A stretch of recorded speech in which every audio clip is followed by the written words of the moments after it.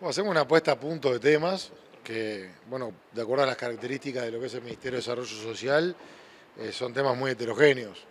Hablamos bueno, en qué situación están los realojos para personas mayores que se encontraban en establecimientos que no cumplían con las condiciones de dignidad que requieren. Hablamos también en cómo se está implementando el programa de primera infancia desde el Ministerio de Desarrollo Social. Hablamos también de nuevos programas del Ministerio, como uno que vamos a comenzar en el mes de mayo, que es el programa Accesos, que es el que sustituye a Uruguay Trabaja.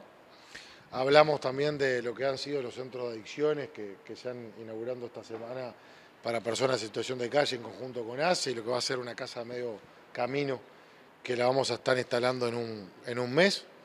Y hablamos también de lo que tiene que ver con la Dirección Nacional del Apoyo al Liberado y la implementación de horas en salud mental, en medicina general y de la importancia que tiene generar oportunidades laborales para evitar que muchas veces se pueda recaer o caer en situación de calle y en otros casos lamentablemente también en la reincidencia. Se habló también del plan de invierno, estamos próximos a llegar a esta temporada. ¿Cómo va a ser un poco el plan? Bueno, lo vamos a presentar sobre fines de abril y principio de mayo. Ya podemos decir que vamos a superar los 4.000 cupos durante el plan invierno, donde ya estamos trabajando con las diferentes instituciones para lo que son las jornadas de ola de frío polar, en donde ya tenemos confirmado un complemento en lo que es la atención médica. El año pasado apostamos mucho a lo que fue el resguardo y la atención médica, ya sea a través de los policlínicos móviles que tenemos con ACE, más ambulancia de ACE. También el Hospital Británico, sin costo para el Ministerio, va a estar contemplando la atención de personas en situación de la intemperie. Pero una cosa que también hablábamos con el presidente es la importancia, y lo hemos dicho en varias oportunidades, de atender las consecuencias al tiempo que se atienden las causas. Así como ahora se viene el frío y hay que dar resguardo en diferentes centros y hay que dar la atención médica que provoca el frío y demás, también hay que atender las causas en lo que tiene que ver con adicciones, en lo que tiene que ver con problemas de salud mental y en lo que tiene que ver con personas cuando recuperan la libertad también. Entonces, bueno, estos son algunos de los enfoques que hemos manifestado, que hemos intercambiado de cara a lo que va a ser el próximo plan invierno. Siempre es muy importante que nadie se quede sin cupo, sobre todo en el invierno. El levantamiento de la emergencia sanitaria habilita o facilita un poco el trabajo, por ejemplo, en refugios, en esto que usted mencionaba. Bueno, el año pasado llegamos a tener 23 refugios en cuarentena, lo que claramente eso complicaba, porque al estar en cuarentena se anulaba el refugio y teníamos que salir a buscar algún tipo de alternativa en torno a las circunstancias. Así que bueno, es como todo, en realidad hubo un gran trabajo comprometido del equipo que siempre en un monitoreo en tiempo real trataba de buscar alternativas para que cuando un centro entraba en cuarentena por situaciones de COVID, rápidamente se pueda dar una opción para las personas que así lo necesitaban. Siempre el tema está en qué hacer con las personas que no quieren asistir a los refugios. Es una situación que si una vez que se implementa el plan invierno, atrás viene la polémica de qué pasa con las personas que no quieren asistir a esos centros. ¿Va a haber algún cambio en este plan invierno? Bueno, eso es algo que nos preguntan a menudo. Lo primero, cuando la persona se opone a ir a un refugio y genera algún tipo de obstáculo, ahí corresponde la aplicación de la ley de faltas, que ahí no está en la órbita del Ministerio de Desarrollo Social, sino que es la Intendencia con el Ministerio del Interior. Por otro lado, ya hemos proyectado un proyecto de ley al Parlamento que tiene que ver con la obligatoriedad de asistir por parte del Estado en distintos casos. Había una ley del año 2011 que ya lo que implica es que cuando hay riesgo de muerte o riesgo severo en la salud de la persona, el Estado tiene la obligación de asistir. Nosotros en este proyecto lo que intentamos es extenderlo en adicciones y salud mental cuando se pueda generar un riesgo para sí o para terceros, porque sabemos que hay vecinos muchas veces preocupados por este tipo de situaciones. Ya estamos teniendo contacto con legisladores de todos los partidos políticos para ver cuándo va a darse una aprobación en caso de prosperar un proyecto de estas características. Nosotros somos optimistas porque a nuestro juicio es sentido común.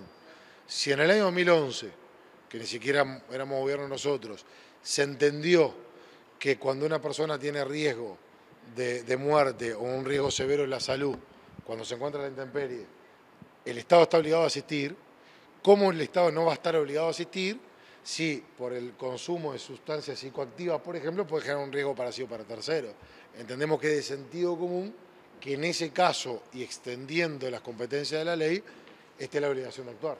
¿Cuántas personas fueron trasladadas ya de centros de donde estaban justamente, que estaban en malas condiciones, y cuántos de esos residenciales fueron cerrados hasta el momento? Personas mayores, ya van 31 relojos, centros clausurados con el Ministerio de Salud Pública fueron 4 y 5 denuncias penales.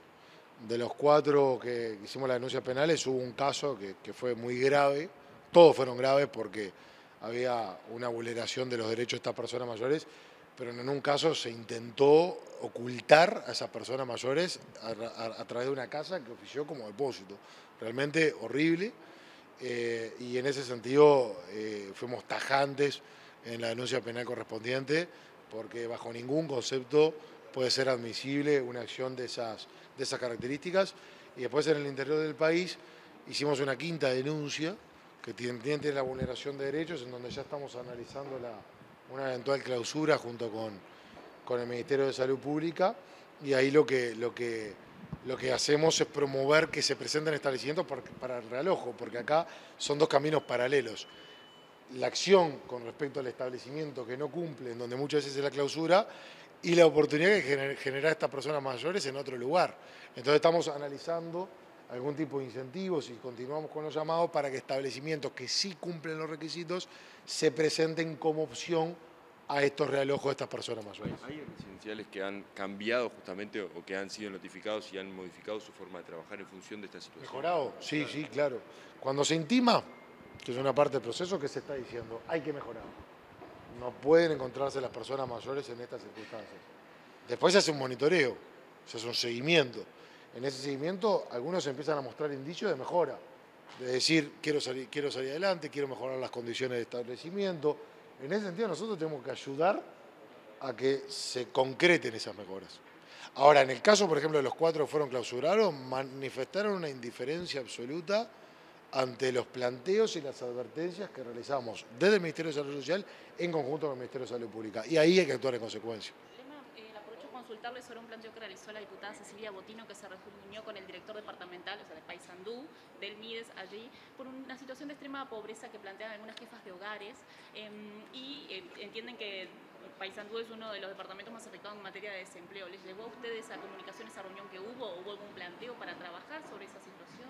Bueno, todavía el planteo, no llegó ningún planteo, de hecho me estoy enterando en este momento. Siempre la receptividad a recibir diferentes sugerencias, planteos y demás, pero mismo los programas que estamos enfocando en el Ministerio tienen que ver con los indicadores. Por ejemplo, yo les hablaba del programa Accesos que sustituye Uruguay Trabaja. Uno de los cambios que se da es que se deja aparte de que se mejora la retribución en la misma cantidad de participantes, se pasa de 11.444 pesos a 18.000 pesos, pero dentro de la mejora se deja el sorteo de lado en la primera instancia. ¿Por qué se deja el sorteo de lado? Porque si hay indicadores de vulnerabilidad, primero tenemos que focalizarnos en las derivaciones donde podamos atender esas situaciones de vulnerabilidad para dar la oportunidad de empleo protegido y para que después puedan tener unas salidas laborales con incentivo a empresas.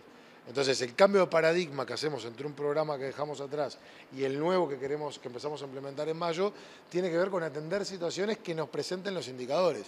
Si nos dicen que hay mujeres, por ejemplo, algunos indicadores que están siendo afectadas por situaciones y vulneradas en las oportunidades, nosotros en los programas eso lo tenemos que contemplar. Pero si vamos al sorteo, estamos dejando en manos del azar algo que estaríamos en condiciones de poder focalizar y con ello poner los ejes donde hay que poner para atender situaciones de vulnerabilidad. ¿Cuántos laborales va a haber?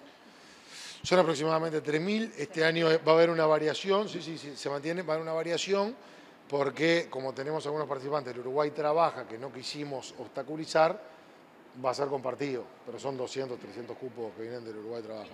Pero hay cambios sustanciales en la retribución, hay cambios en que se incentiva a empresas una vez que se cumple durante meses la tarea de valor social, de valor público, se da una segunda fase que antes no existía, en donde hay exoneración de aportes patronales para empresas que se nutran de los participantes de la primera etapa. ¿Esto por qué? Para dar una salida definitiva de autonomía. El Uruguay Trabaja, uno de los datos que daba en el año 2018 es que solamente el 8% de los participantes lograban sostener un empleo formal por más de 3 meses. Y eso son cosas que tenemos que tener en cuenta. Porque todo esto tiene que ser un trampolín para salir adelante y para disponer de autonomía. ¿Y los indicadores señalan que hay un departamento más afectado, que requiera mayor apoyo que otro?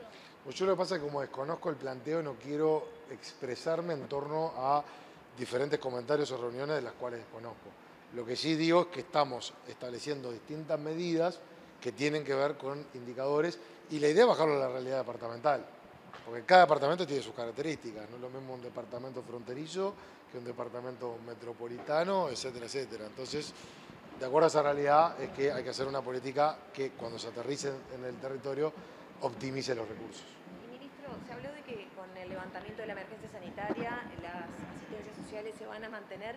¿Qué proyección se hace en ese entendido, bueno, de enseñar a pescar y no entregar asistencia monetaria nada más? Bueno, ya se están tomando medidas justamente para atender situaciones.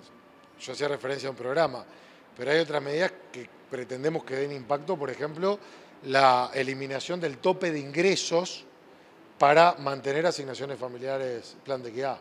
Acá estamos hablando de un universo de 198.000 hogares. ¿Qué estamos diciendo? Que el trabajo, que la búsqueda, y en caso de concretar, no va a perjudicar cuando haya carencias críticas la recepción, por ejemplo, de asignaciones familiares del Plan de Equidad. Ahí queremos que haya un trampolín y no un ancla.